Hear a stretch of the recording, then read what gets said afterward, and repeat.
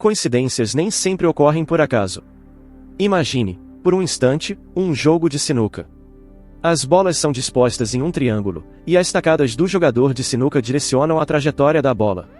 Ele faz a tacada, as bolas se dispersam, mas, contra todas as probabilidades, todas elas acabam caindo no mesmo buraco, no canto da mesa, simultaneamente. O que passaria pela sua mente ao testemunhar esse momento? Provavelmente, você atribuiria isso a uma coincidência probabilística, à habilidade do jogador, ou começaria a verificar se alguém mexeu nas pernas da mesa? Algumas situações em nosso universo são tão improváveis que não deveriam ocorrer.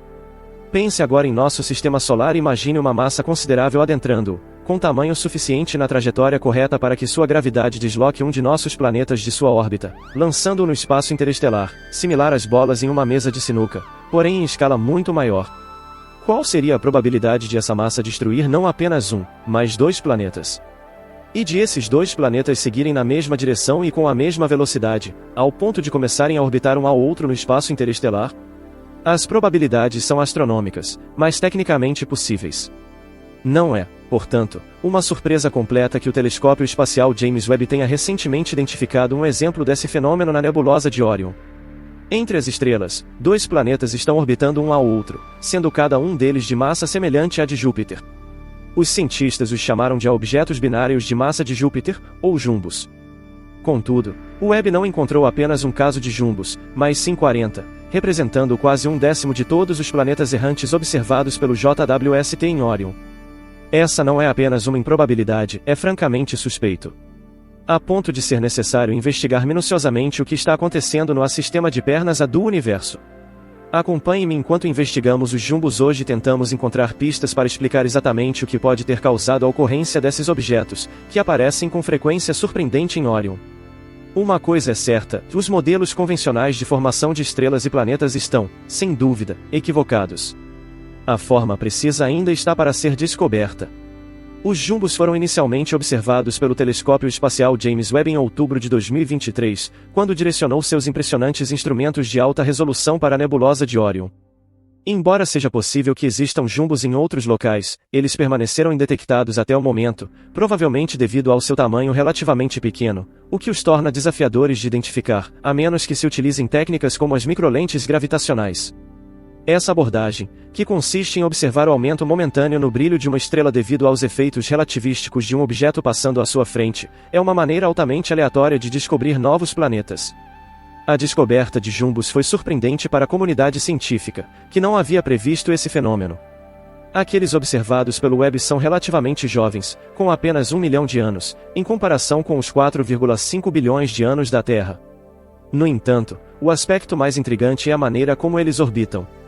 Em vez de orbitarem alegremente ao redor de uma estrela próxima ou vagarem pelo espaço, como a maioria dos planetas rebeldes conhecidos, os jumbos orbitam um ao outro, sendo capturados suavemente pela gravidade um do outro a uma distância de aproximadamente 200 unidades astronômicas, ou seja, 200 vezes a distância entre a Terra e o Sol. Essa configuração é desconcertante. Embora binários não sejam totalmente inéditos em nossa galáxia, na verdade, são relativamente comuns, com cerca de 1/3 de todas as estrelas da Via Láctea sendo binárias ou superiores. Essa ocorrência é incomum para corpos celestes de massa comparável à de Júpiter. Em estrelas de massa similar à do Sol, a incidência de binários é de 50%, mas para estrelas menores, esse número cai para 25%. Para objetos ainda menores, como anãs marrons, que não são suficientemente grandes para iniciar a fusão nuclear e têm apenas entre 15 e 75 vezes o tamanho de Júpiter, essa configuração não deveria ocorrer. Os jumbos deveriam ser impossíveis, e não há razão para que sua frequência repentinamente aumente para cerca de 1 em 10. Entretanto, foi isso que o JWST observou ao explorar o espaço dentro da nebulosa de Orion. Astrônomos ficaram entusiasmados ao detectar 540 objetos de massa planetária, menores que anãs marrons, e, desses, surpreendentes 9% estavam orbitando uns aos outros em pares binários. 2 deles até formavam um sistema trinário, desafiando as probabilidades. Esse número impressionante de 9% nesta escala de massa levou os cientistas a perceberem que os modelos convencionais de formação de planetas estavam equivocados, pois havia apenas 2 explicações plausíveis para a origem dos jumbos. Os primeiros estágios de um sistema planetário são sempre caóticos. Imagens artísticas frequentemente representam uma Terra em fusão, com cometas e detritos espaciais chovendo sobre ela.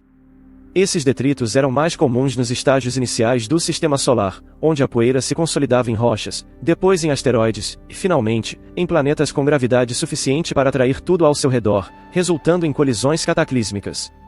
Às vezes, a atração gravitacional não fazia com que dois objetos colidissem diretamente, mas, em vez disso, os expulsava de suas órbitas, enviando-os para o espaço profundo. Isso poderia ocorrer mesmo com planetas muito grandes, sob circunstâncias específicas. Por exemplo, alguns pesquisadores teorizam que o nosso próprio Sistema Solar pode ter tido um gigante gasoso adicional no passado, expulso do Sistema Solar por Júpiter ou possivelmente Saturno. A gravidade de Júpiter teria sido suficiente para arrastar esse outro gigante gasoso até que fosse lançado em espiral para o espaço interestelar. Independentemente disso, a ideia de um planeta sendo lançado para o espaço interestelar, mesmo um planeta grande do tamanho de Júpiter, não é tão extraordinária. Acredita-se que planetas errantes de todos os tamanhos sejam relativamente comuns. Pode haver bilhões a trilhões de exoplanetas invasores vagando no vazio entre os sistemas planetários em nossa galáxia. Se isso for verdade, significa que há mais planetas errantes do que estrelas em órbita. Contudo, os números por si só não explicam a proporção de 9%. Há algo mais em jogo. No entanto, a explicação alternativa para a formação de planetas não se sustenta. A segunda teoria propõe que, após o rescaldo de uma grande explosão de supernova ou devido à força dos ventos solares, matéria quente é lançada em todas as direções a partir do centro de uma nebulosa. A poeira cósmica arrastada por esse processo também é empurrada, auxiliando na coalescência devido à gravidade, formando assim novas estrelas. Contudo, se estrelas podem surgir dessa maneira, por que não planetas? Afinal, ao juntar poeira suficiente para formar uma estrela, eventualmente você terá um objeto do tamanho de um planeta, certo? No entanto, não é tão simples. Embora isso ocorra no disco planetário alimentando uma estrela recém-formada, descobre-se que sem essa gravidade adicional, um aspecto da física dos gases impede que essa teoria funcione no espaço interestelar, pelo menos para objetos dessa magnitude. Algo chamado a limite de opacidade estabelece um limite inferior para o tamanho dos objetos que podem se formar sem uma estrela. Eles ou se agrupam para formar pelo menos uma anã marrom, ou resistem à união. Em outras palavras, a poeira e o gás interestelar se juntam ou retornam ao seu estado anterior. O processo funciona da seguinte forma: todos os objetos possuem energia potencial gravitacional. Quando o gás se aglomera devido à gravidade, ele perde essa energia potencial gravitacional. Essa energia precisa ser dissipada de alguma forma, e naturalmente tenta se irradiar como calor. Isso funciona bem quando o gás está disperso, mas à medida que mais gás se aglutina, como quando a gravidade atrai material para um planeta, tudo se torna cada vez mais opaco.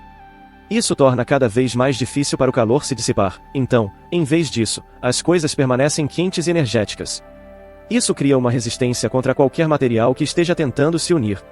Um delicado equilíbrio é alcançado, onde o gás quente, que simplesmente não pode resfriar rapidamente, empurra fortemente contra a gravidade, impedindo a formação de qualquer planeta. As estrelas superam esse problema ao terem um impulso extra em sua formação. Há uma razão pela qual as estrelas tendem a se formar em nebulosas. Esse impulso adicional é suficiente para superar a relutância do gás quente em se unir. No entanto, uma vez ultrapassada essa barreira, há energia em excesso para formar apenas um planeta. Agora, é uma anã marrom, algo maior ou nada.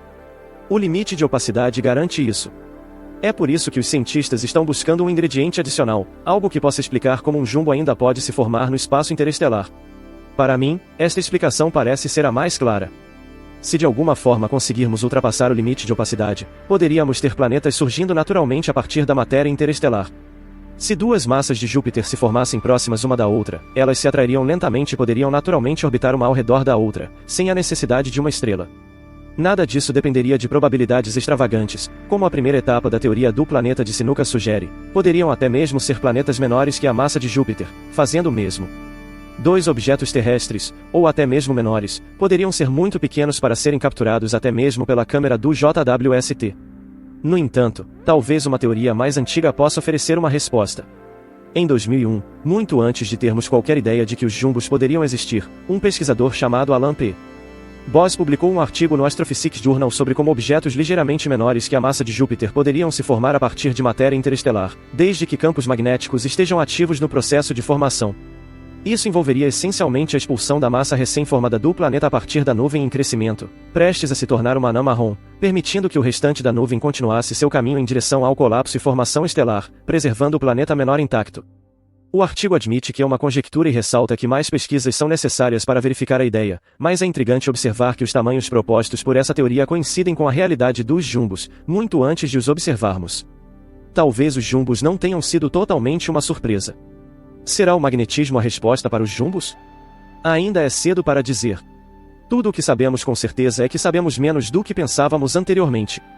A existência dos jumbos desafia nossos modelos de formação de estrelas e planetas, e mostra que mais pesquisas são desesperadamente necessárias. No entanto, essa incerteza é parte da diversão da ciência.